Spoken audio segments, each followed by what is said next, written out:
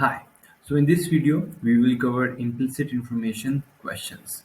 So on your official SAT, you are likely to see 6 to 8 questions that ask you to draw inferences, that is, conclusions based on some evidences, based on the information present in the passage. In other words, what does the passage imply or suggest? So implicit information questions will ask you to draw logical conclusions based on stated evidence. They will often begin in the following ways. Based on the passage, it can be reasonably inferred that the author implies that. The answer won't be directly stated in the passage, but it will be clearly implied. In fact, there will usually be one or two specific lines in the passage that make sense and will help you to get to the answer outright. So, what are the common errors? So first one is obviously misplaced information. Wrong choices will refer to information that is in the passage but is not related to the question that is being asked. Number two is obviously unsupported claims, as it was in explicit information guide. Wrong choices might make statements that sound good and make sense, but they are not supported by the passage. So when it comes to answer choices, we have to make sure A, they are relevant to the question, and B, they are part of the passage. What are the tips?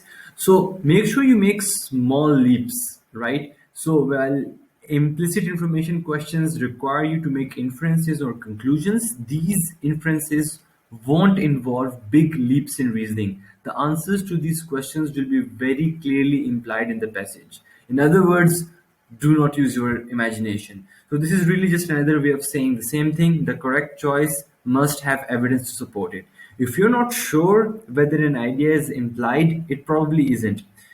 If you need to stretch to make your choice work, oh, I can see how this choice might work, it is probably wrong. So there has to be clear evidence why a certain inference is made.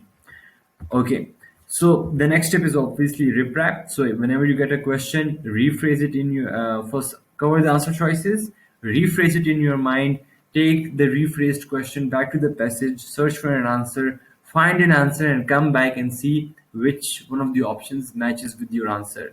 As I've written here, if you learn only one technique for approaching the entire reading test, it should be this one. We repeat this advice frequently throughout our SAT material. So this advice is top notch. It will always help you when you're answering questions.